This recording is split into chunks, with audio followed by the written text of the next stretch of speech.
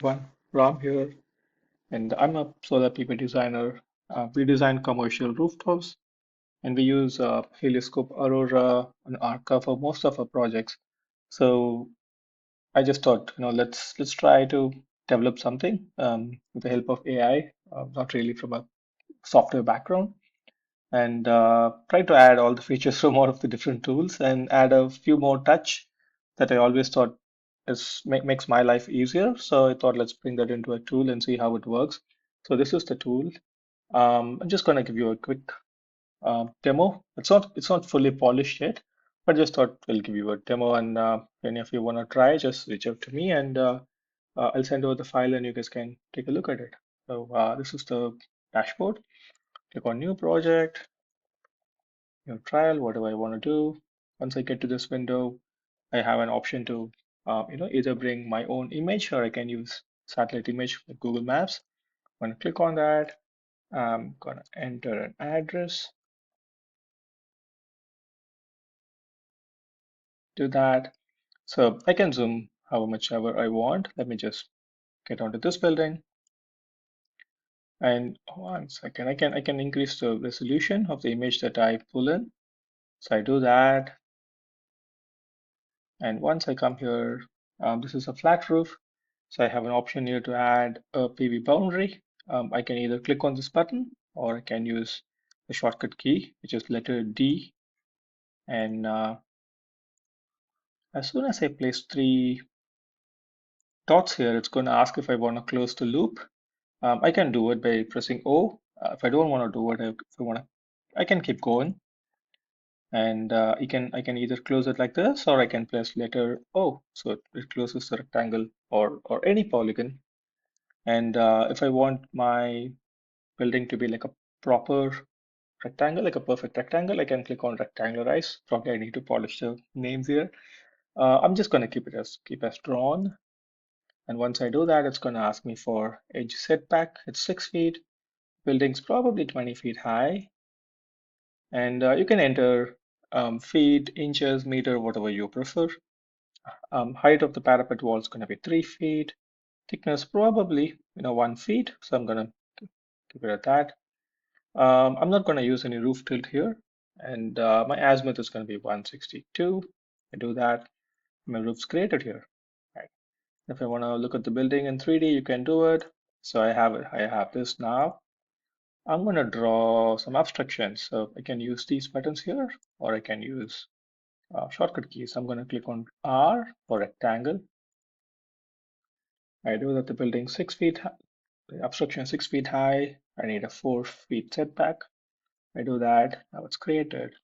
Now I can copy this abstraction with letter C and then paste it with letter P. I can do it. I can place it here.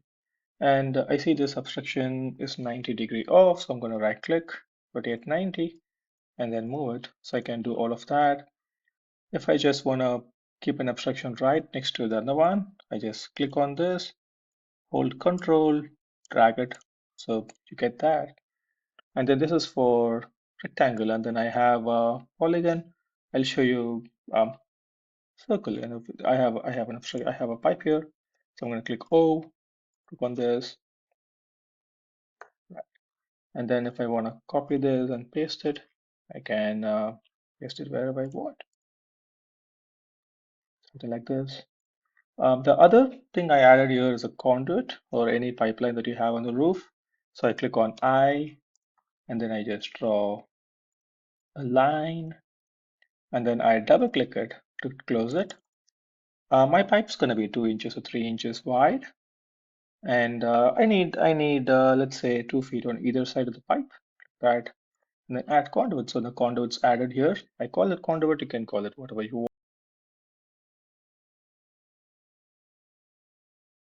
So we place some instructions. You can place a few more if you want, but I'm just gonna go and place some modules here.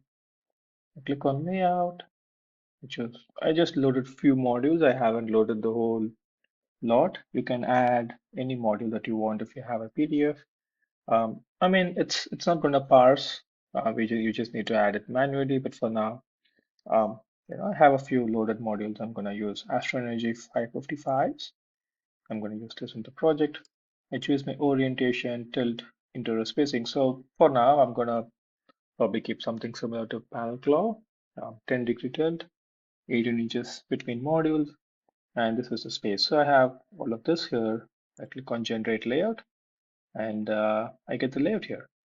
And if you look at it, if I want to change my orientation, I can do it. If I want to keep it exact 180 degrees, I can do it. I'm going to keep it at 162, and this is what I have. So I have this, and if I want to look at the impact of all the obstructions we added, I can go here and click on sun path, click on winter solstice, and this is the shadow from the obstruction, and these are the shadow lines from the obstruction that we added. And I have the time window here. The time window is 10 to 2. But if I want to go from 9 to 5 or sorry, 9 to 3, I can do it. Obviously, you're going to increase the length of the shadow because you're going for a wider time window. So I'm gonna take it back to 10 to 2, leave it as is. And if I want to remove the shaded models, I can click on remove shaded. Or if I want to see it, I can just click it on show all. And if you want to make sure that you have added all the obstructions, we missed a few here, but if you want to confirm that, you can hide modules and take a look at the roof to see how the shadow impacts your roof without the panels. Or if you want to check if you've added all the obstructions, you can obviously do that. I'm going to click on show modules. Now what we'll do is we'll remove the shaded modules and I want to lock this. Whatever changes I made, I want to lock it. So I'm going to click this one called lock for interactive edit, and we have a 3D. Like if you want to look at it, you can look at it, and we're gonna go to 3D mode. In 3D mode, this is where we make some way for setbacks and all of that, and a lot of tools use lasso select. I'm a little lazy. I want the building turned around like north south so that it's easier for me to edit and add modules if I want. I click on this option called North-South Align. Building turns around. Now I can select it easily instead of selecting lasso like 1, 2, 3, 4. I find this to be easier. So I thought I'll add that option here. And I have a tape, pretty common. I can see what the distances are.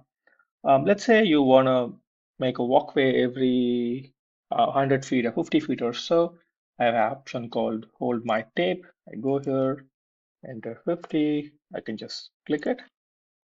And I know this is 50 feet, so I'm going to give a walkway here. You can do it either all the way you want. So this doesn't go away, so it stays. So you know where you're going to provide a walkway. And if you want to provide an actual walkway, so you can say 6 feet or 8 feet, and then you just click like this, and then it removes it. And now if you want to like unremove or bring the modules back, you can either remove the walkway or remove and fill it back with module, and you can just select it. And if you want to copy and paste modules, you can just copy and paste.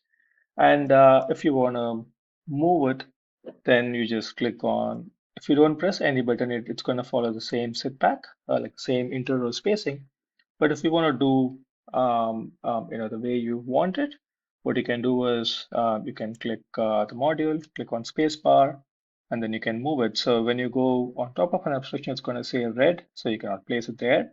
But any other space, like you're moving it, so you know that you're closer to a setback, and you're breaching into the setback, like the 2 feet setback that we kept for the conduit here. So it's fine. As long as you are fine, you know what you're doing. So you can just leave it there. And this is the roof setback. And if you want to go further outside of the roof setback, it's up to you. You can do it. So now, once I'm done with all of these, I just click on save and close. The electrical is still not done the way I want it to be, so I'm not really going to show it here. There's a lot more work to do. So it's I just added here. So probably in about a week or so, I should have that done. But for now, I don't have it. It's more of like a CAD tool right now. So Once I'm done with all those changes, I'm going to click on Save and Close. My roof is like this, and I go to 2D. I can see the shadow lines here. And once you're done with it, you can obviously um, remove the shadow lines. And now, once this is all done, you can see the timing, the number of shaded modules, and all of this. So one thing we added here is I have a multi-layout option here. Let's say I want to try with two different modules, and I want to see different gaps, different interrow spacing, or different tilts. I can do all of that. So I go here, select a module, change the tilt, add that, and then let's say I'm going to add one more option here. Let's say laundry, 7 degrees, and then let's say another one. Let's say Q cells. This is going to be 20, going to be 20-degree tilt, whatever, right? And then I also have the um, shading threshold here, solar axis threshold. I still need to polish this. I need to check this if it exactly does what we want it to do. But for now, I'm just going to keep it at the default 80. Honestly, I haven't checked if the threshold changes the design output. So I definitely make a note of it. I need to check that. I've added all these variants now. I'm going to click on Generate All. So it quickly does a quick generate for the area that we created, and it's going to give me a summary.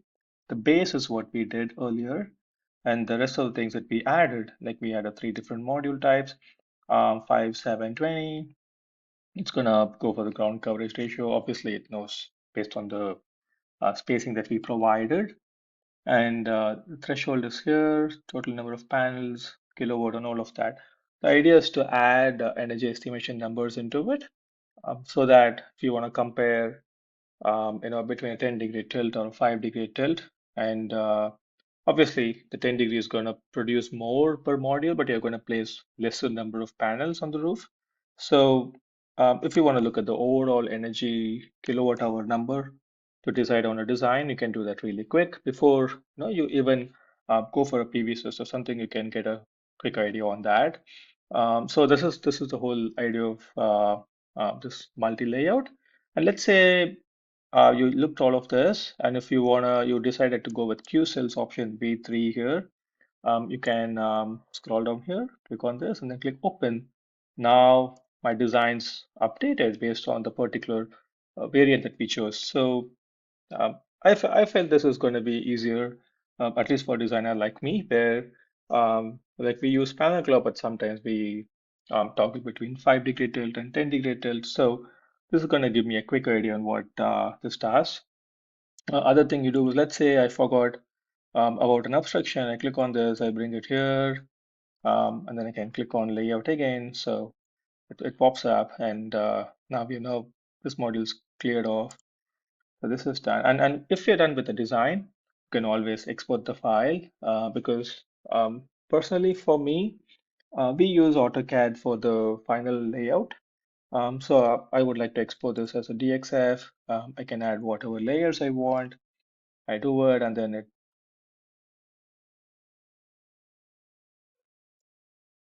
was here.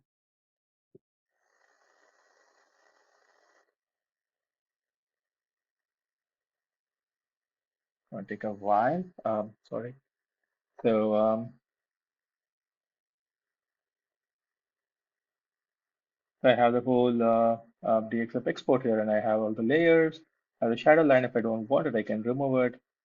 Even this one, like if I don't want, this is all marked as a separate layer. So if you don't want it, you can obviously remove all of that. And I have the modules and everything here. The other option we have here is I also have a DXF export for PVSys 3D shade scene. And if you want to export a 3ds for simulation in PVSys, you can obviously do it. So it exports a 3ds file that you can import into PVSys 3D shade scene for more accurate energy estimation. This is something we do, so I thought know it's good to have that export option. The PDF report, I still need to brush it up. It's not perfect, so probably a weekend's worth of work left there. And I also have a ground mount option. Let's quickly see what that is. A lot of things needs polish here, but I thought I'll just do a quick demo before uh, I get to all of that. So let's go back to dashboard. So it's saved here. I'm gonna start a new project. Ground mount, and I'm gonna use the default space here. Click it. And here, so I'm gonna click on ground mount, same, hit a D, and I can do it, press O to close it. And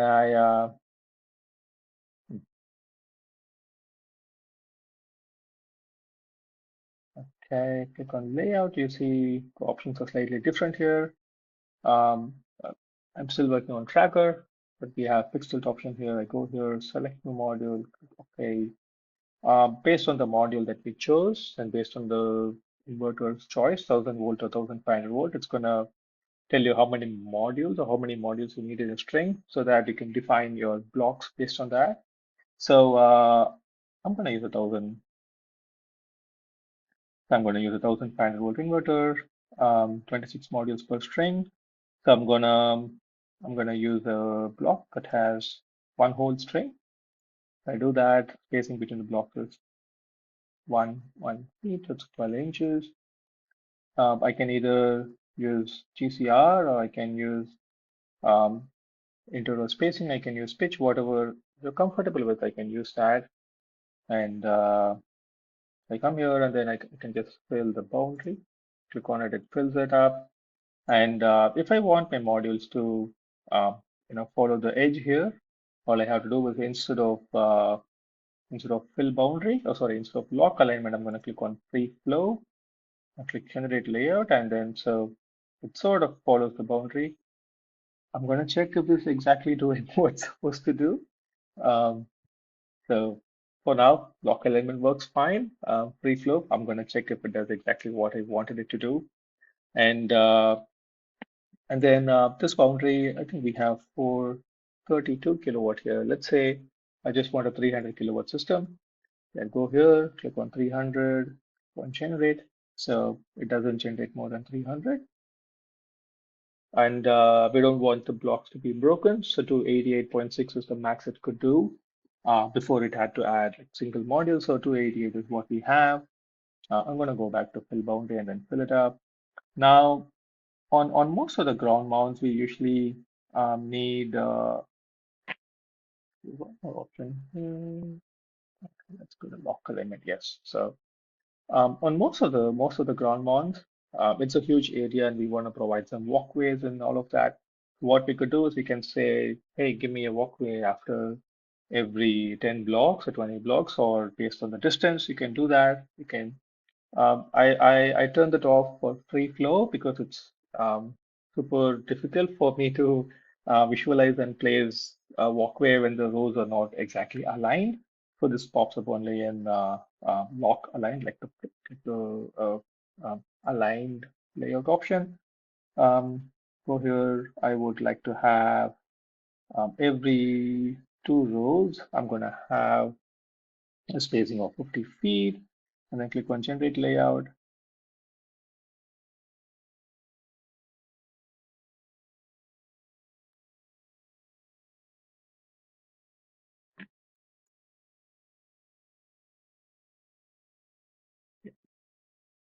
So and then I have the same option for east, north, south walkway as well. Every two rows, let me have a 50 feet spacing. Can generate. So the space is the area is super small, so that's why we see it something like this. But yeah, it does the work. I have a walkway every 2 feet on the east-west side and a walkway every two rows on the north-south direction based on the gap I provided. So